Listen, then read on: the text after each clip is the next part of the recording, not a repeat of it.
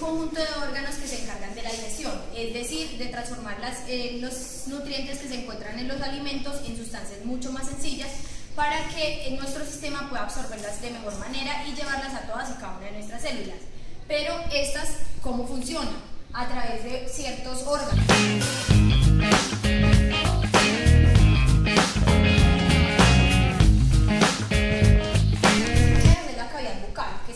En la parte anterior delimitada por los labios, en la parte posterior por el istmo de las fauces, en la parte superior por el paladar, en la parte inferior por el piso de la boca y la lengua, y en la parte lateral se encuentra delimitada por mejilla derecha y mejilla izquierda. Los dientes son otro de los órganos importantes porque nos ayudan a triturar la comida. Estos se incrustan en los alvéolos de los maxilares superior e inferior. Los incisivos lo que hacen es cortar la comida. Los caninos la cortan y la desgarran. Los premolares la trituran y la muelen, y los molares sencillamente la muelen, como su nombre lo indica.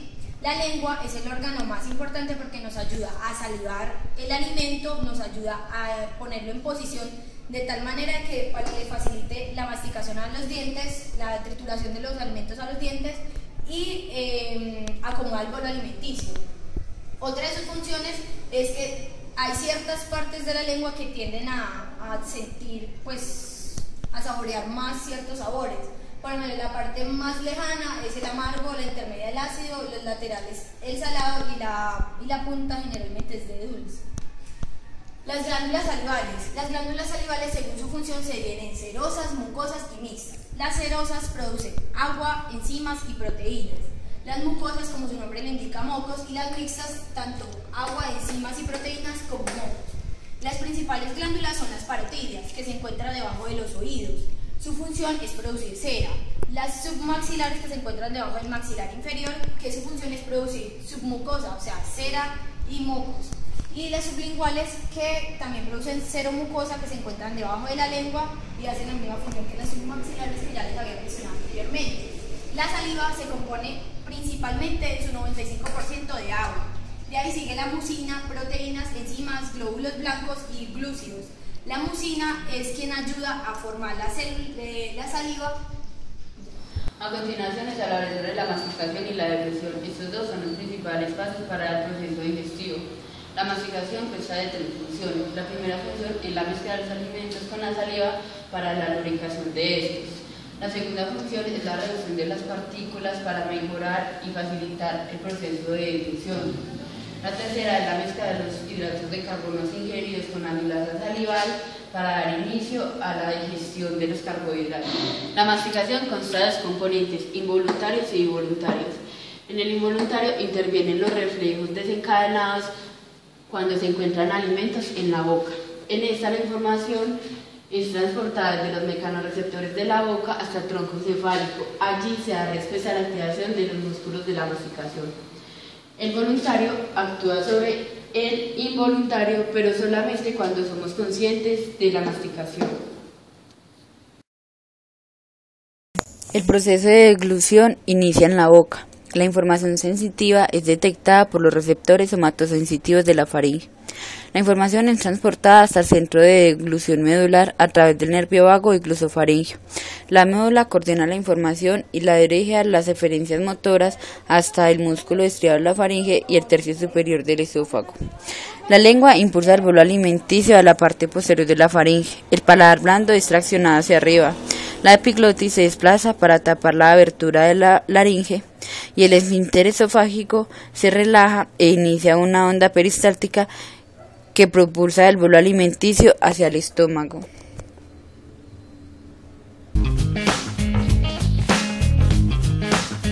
Bueno, a continuación les voy a hablar del esófago y de la motilidad esofágica. Bueno, el esófago es un conducto musculomembranoso el cual consta de tres capas: capa muscular, capa mucosa y capa celular.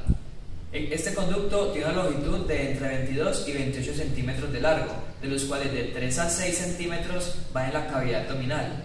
En su parte anterior limita con el bronquio principal, el corazón y la tráquea. y en su parte posterior limita con la aorta descendente y la columna vertebral. También lo podemos ver entre zonas, como se le puede conocer como entre zonas, como esófago cervical, esófago dorsal y esófago abdominal. Bueno, a continuación les voy a hablar de la motilidad esofágica, cuya acción principal es propulsar el bolo alimenticio de la faringe al estómago. Esto mediante una vía, la cual consta de 4 fases. La primera de ellas es la apertura del esfínter esofágico superior, por medio del reflejo de deglución, el cual se encarga de permitir que el bolo alimenticio pase de la faringe al esófago. Como segunda fase tenemos la contracción peristáltica primaria, que se encarga de una secuencia de contracciones coordinadas, las cuales actúan sobre el bolo alimenticio y con ayuda de la gravedad para bajarlo hasta el estómago. En el tercer paso tenemos la apertura del esfínter esofágico inferior, el cual se encarga de abrirse cuando el bolo alimenticio va llegando a la parte oral del estómago y hace que éste se relaje para poder que la comida llegue hacia esta parte. Y por último tenemos la contracción peristáltica secundaria, que es la que actúa en caso de que la contracción peristáltica primaria no va a ser el esófago de restos alimenticios. Entonces este hará el trabajo por él.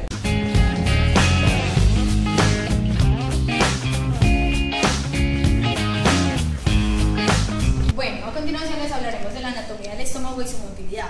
La anatomía del estómago se divide en región oral y región caudal. La región oral está compuesta por cárdeas, esfínter esofágico inferior, anteriormente mencionado, el fondo, el cuerpo y pues mitad de su cuerpo. Después sigue la región caudal, que se divide en el resto del cuerpo, antro, píloro y duodeno. Bueno, ya hablando de la anatomía en general, vamos a hablar de algo más microscópico, que serían sus capas. Se dividen en mucosa, submucosa, músculos y serosa. Entonces la mucosa se divide en epitelial, subyacente y músculo liso. El epitelial es un tejido que está en continuo contacto con la luz. Entonces vamos a hablar de la luz.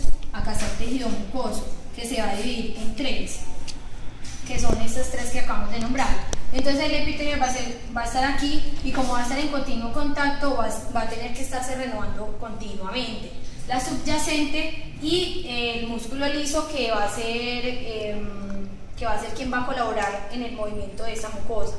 La submucosa está muy vascularizada por el plexo submucoso, que lo va a estar ayudando a la secreción de hormonas y su control. En la parte muscular vamos a hablar de las fibras oblicuas, que van a ser las más cercanas, las circulares, que van a ser que van a haber en gran mayoría, y las longitudinales, que van a ayudar a la contracción del estómago para la mezcla del jugo gástrico con el alimento.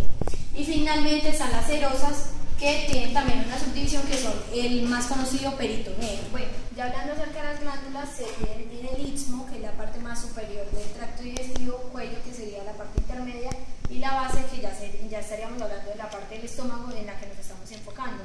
Estas se dividen en enzimógenas, que van a producir el péptido, que nos va a ayudar a sintetizar proteínas, y vamos a hablar de las enteroendocrinas, que nos va a ayudar a la producción de somatostatina, serotonina y gastrina. En el estómago, la superficie interna presenta pliegues longitudinales formados por mucosa y submucosa, que permiten la distensión del estómago cuando se llena. En la mucosa se describen pequeñas invaginaciones que corresponden a foveolas o criptas gástricas, revestidas por un epitelio simple, cilíndrico, secretor de mucus alcalino, que se continúa con el epitelio de las glándulas gástricas, que se ubican en la lámina propia. Histológicamente se describen 3 tipos de glándulas gástricas: cardiales, pilóricas o antrales y fúndicas o gástricas. Las glándulas gástricas están presentes casi en toda la pared del estómago y se divide a su vez en el istmo, el cuello y la base. Istmo es la zona donde se ubican las células troncales, que regeneran tanto el epitelio de revestimiento como el de las glándulas. Posee algunas células parietales que se encuentran distribuidas por toda la glándula. posee un sistema membranoso canicular que al ser activado permite la salida de iones de hidrógeno y cloro, que en el extracelular forman ácido clorhídrico, que le otorga acidez característica al jugo gástrico. Produce también factor antianémico intrínseco. Cuello. Formado principalmente por células mucosas del cuello que producen un mucus más ácido que el que produce el epitelio de revestimiento. Su secreción constituye el principal volumen del mucus libre que cubre la mucosa del estómago. Base. Formada por células zimógenas principales y células enteroendocrinas secundarias. Las células principales producen pepsinógeno, que en presencia del ácido clorhídrico se transforman en pepsina, enzima activadora. Las células enteroendocrinas se encuentran distribuidas por todo el tubo digestivo y forman parte del sistema APUD, grupo que descarboxilan precursores aminados para fabricar las proteínas. Pueden secretar somatostatina, serotonina, gastrina, entre otros. La capa muscular es de tipo liso y se presenta en una capa oblicua interna, una capa obliqua circular media y una capa longitudinal externa.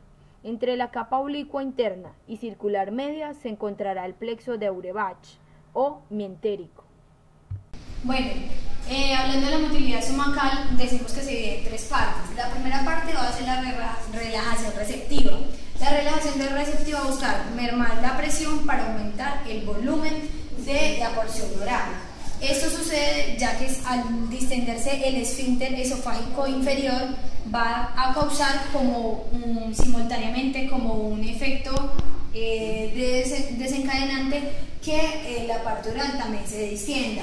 A nivel nervioso va a estar el reflejo vasovagal, que es dirigido por el nervio vago, como su nombre lo indica, que va a tener fibras aferentes y eferentes. Estas fibras van a tener unos neurotransmisores que son las fibras nerviosas vagales, que van a liberar PIB, que es péptido intestinal vasoactivador. Todo este proceso va a ser detectado por los mecanorreceptores, quienes van a enviar un nervio sensitivo al sistema nervioso central, y el sistema nervioso central, como respuesta, nos va a enviar por medio de un nervio eferente una respuesta de relajación de la pared del músculo. La segunda parte de la motilidad digestiva es la mezcla y digestión, que se divide en ondas de contracción que van a ir aumentando a medida que se va alejando de la zona intermedia. Aquí ya estaríamos enfocándonos en la región caudal del estómago. Las contracciones energéticas se van siendo cada vez más fuertes a nivel eléctrico a medida que se va acercando al píloro. La retropropulsión resulta de cuando pasa al duodeno una pequeña parte, ya que el duodeno solamente permite que entre 1 milímetro cúbico, y cuando entra esta cantidad o menos, lo que sucede es que va a haber una retropropulsión de todo ese alimento para volver a seguir siendo mezclado y digerido por los jugos gástricos. Las frecuencias de las ondas lentas van a tener una porción caudal de 3 a 5 minutos. Llevan la presión, el potencial de membrana lo llevan a un potencial de acción. Y las aferencias nerviosas y hormonales influyen en la frecuencia del potencial de acción y la fuerza de contracción. La estimulación del parasimpático lo que va a hacer va a aumentar la frecuencia del potencial de acción y la fuerza de contracción, mientras que el simpático va a hacer todo lo contrario. El vaciamiento digestivo es la última parte de la motilidad digestiva. Este consiste en que el alimento ya está mezclado con los jugos gástricos, que es aproximadamente 1.5 litros, que es lo máximo que nos cabe en nuestro estómago. Este se demora de 3 a 4 horas en ser mezclado con el jugo gástrico y en realizar todo el proceso para pasar por el duodeno, ya que, como habíamos mencionado anteriormente, solamente pasa 1 milímetro cúbico a través del píloro o menos, porque este no puede realizar la absorción de todos esos nutrientes o porque no se encuentran bien mezclados, porque sabemos que nuestro aparato digestivo no es perfecto. Entonces, mientras va pasando esto, se va neutralizando a través de los hidrógenos de los alimentos. Sabemos de que cuando es una mezcla isotónica, o sea que están iguales volúmenes tanto interna como externamente, va a ser mucho más fácil la digestión que si fuera hipotónico o hipertónico. Por otro lado, cuando hablamos a nivel del duodeno, se puede dividir por la presencia de grasas o por la presencia de hidrogeniones. Al haber presencia de hidrogeniones indica que hay pH bajo. Entonces están los receptores de longitud, quienes nos van a ayudar a nuevamente neutralizar este pH para poder que se vuelva a realizar la digestión como debería ser.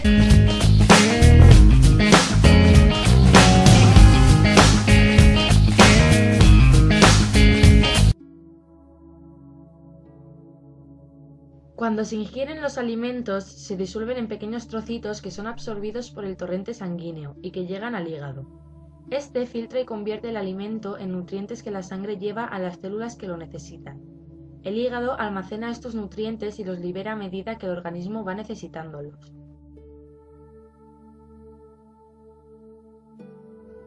El hígado es el órgano más grande dentro de nuestro cuerpo. Pesa alrededor de 1,5 kg, es de color rojo oscuro y está situado en la parte superior derecha de la cavidad abdominal, justo bajo el diafragma. A diferencia de cualquier otro órgano, el hígado tiene dos vías por las que recibe sangre. La arteria hepática transporta sangre oxigenada procedente del corazón y la vena porta que transporta sustancias alimenticias desde el estómago y los intestinos.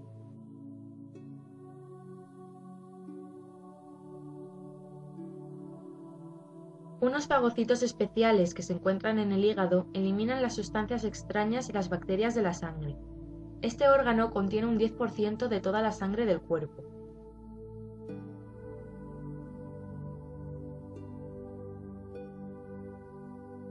El hígado está recubierto por una cápsula fibrosa y de consistencia blanda y depresible llamada cápsula de Gleason. Además, está dividido en 4 lóbulos: el lóbulo derecho, el lóbulo izquierdo, el lóbulo cuadrado y el lóbulo caudado. Cada uno, a su vez, está formado por lobulillos, que comprenden un grupo de células hepáticas envueltas por una red de capilares sanguíneos y canalículos biliares que van recogiendo la bilis secretada por las células hepáticas y que finalmente forman 2 canales hepáticos que se unen en uno. Las células hepáticas ayudan a la sangre a asimilar las sustancias nutritivas y a excretar los materiales de desecho y las toxinas. El hígado almacena glucógeno, hierro, vitamina A, D y muchas del complejo B. Produce proteínas, muchas de ellas esenciales para la coagulación de la sangre, como la protombina, además de una sustancia anticoagulante que es la heparina. De los aminoácidos digeridos, el hígado extrae su nitrógeno para que pueda ser utilizado por el cuerpo. Produce muchas otras sustancias, como hidratos de carbono, a partir de lípidos o de proteínas, sin olvidar que sintetiza el colesterol. También convierte la glucosa en glucógeno y la almacena hasta que el organismo la necesita. La vesícula biliar está situada por debajo del hígado. Su función principal es almacenar y concentrar la bilis, segregada por el hígado y que alcanza la vesícula a través de los conductos hepático y cístico, parte del intestino delgado. Forman el conducto común de la bilis. El páncreas es una glándula que está rodeada por el estómago, el intestino delgado, el hígado, el bazo y la vesícula biliar. El conducto pancreático pasa por todo el páncreas y transporta las secreciones pancreáticas hasta el punto donde se une este conducto con el conducto biliar común. Esta unión da lugar a la ampolla de váter, a través de la cual vierten estas secreciones al duodeno.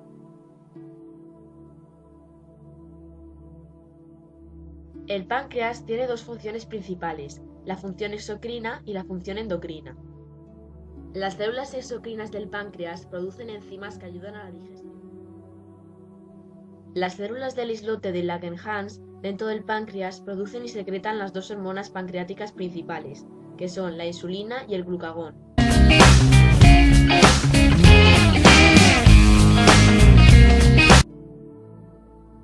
A la salida del estómago, el tubo digestivo se prolonga con el intestino delgado.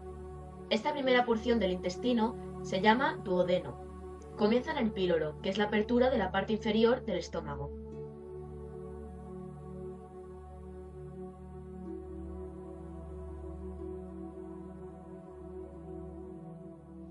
El duodeno mide de 25 a 30 centímetros de longitud.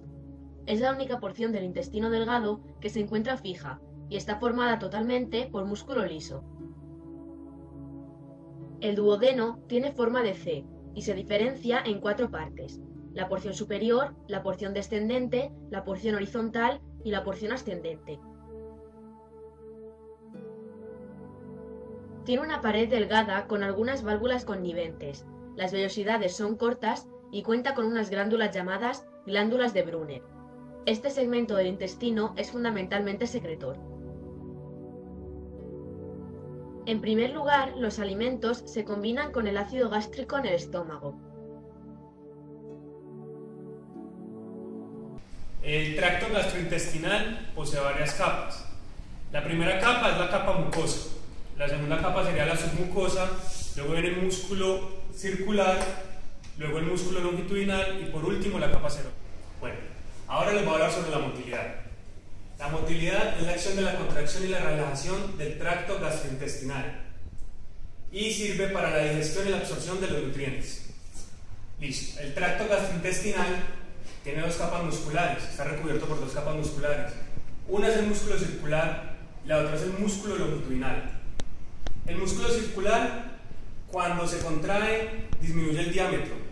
El músculo longitudinal, cuando se contrae, disminuye la longitud. Estas contracciones de estos músculos pueden ser fásicas o tónicas. Las contracciones fásicas son periódicas y con tiempos de relajación.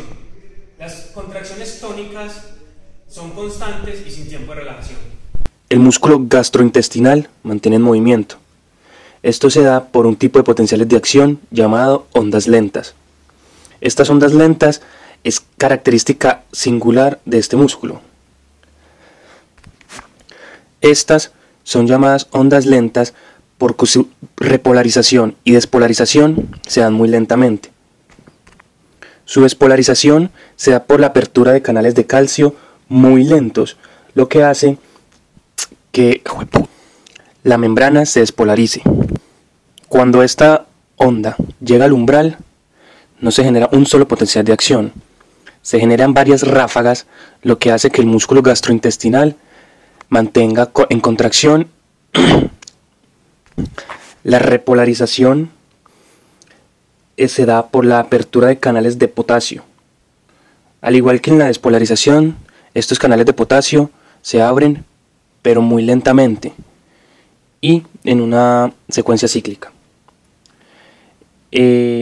Estos canales de potasio repolarizan la membrana celular y este mecanismo se repite durante todo el día, siendo el intestino delgado el que más ondas lentas posee y siendo el estómago el que menos ondas lentas posee. El colon o intestino grueso es el último tramo del tubo digestivo. Tiene una longitud aproximada de 1,5 metros y se extiende desde el final del intestino delgado hasta el ano. La primera porción del intestino grueso está situada en la parte inferior derecha del abdomen, es donde desemboca el intestino delgado y se llama ciogo. Desde aquí el colon asciende hasta llegar a la zona del hígado colon ascendente y atraviesa el abdomen colon transverso. El colon se dirige posteriormente hacia abajo, denominándose colon descendente, hasta llegar a una zona denominada quedesemo en el recto y finalmente en el ano que se abre al exterior por el esfínter anal a través del cual se eliminan las heces. La función específica del colon ascendente y transverso consiste en absorber agua y electrolitos sodio, potasio, etc. Mientras que la función del colon descendente y recto consiste en almacenar las materias fecales hasta su expulsión por el ano. Tanto el colon como el recto están constituidos por varias capas de tejido, la más interna es la mucosa, que se encuentra rodeada por la submucosa, más externamente se sitúa la capa muscular. Su contracción logra el avance del contenido del tubo digestivo que a su vez está recubierta por la serosa capa más externa.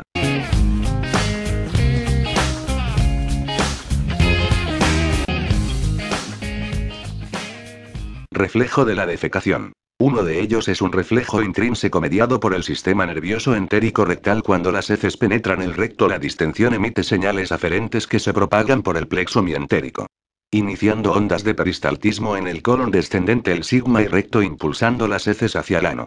Cuando las ondas alcanzan el esfínter anal interno, este se relaja. Y si al mismo tiempo se relaja el externo, tendrá lugar la defecación. No obstante, la defecación no se producirá en ese momento, ya que el esfínter anal externo, compuesto de músculo estriado y bajo control voluntario, está contraído tónicamente. Sin embargo, cuando el recto llega al 25% de su capacidad, se produce la necesidad de defecar. El esfínter anal externo se relaja voluntariamente cuando se juzga apropiado, el músculo liso del recto se contrae para generar presión y las heces son forzadas hacia el exterior a través del canal anal. Para hacer eficaz y provocar la defecación se refuerza con otro tipo de reflejo parasimpático de la defecación. En él, intervienen segmentos sacros. Se transmite primero señales a la médula espinal que luego regresan al colon descendente, sigma, al recto y ano a través de nervios pélvicos, aumentando el peristaltismo y relajando el esfínter interno. Estos inician otros efectos como inspiración profunda, cierre de la glotis, contracción de los músculos abdominales, al tiempo que suelo de la pelvis desciende y empuja hacia afuera el anillo anal para expulsar las heces. ¿Por qué y cómo vomitamos? El vómito es un reflejo coordinado por el tronco encefálico, una parte del cerebro que se encarga de las acciones involuntarias del cuerpo, como la respiración, la digestión y la tos. Hay 4 principales causas de vómito. 1. Ansiedad u otro estímulo psicológico. 2. Movimientos rápidos o posiciones incómodas. 3. Reacciones químicas como alergia o fármacos. Y 4. Problemas gastrointestinales e infecciones. Cuando una de estas situaciones se presenta, el tronco encefálico envía señales al sistema digestivo para que comience un mecanismo al que llamaremos los 3 pasos de la guácara. Paso 1. La náusea. Aunque esta puede no presentarse, todos la conocemos. Paso 2.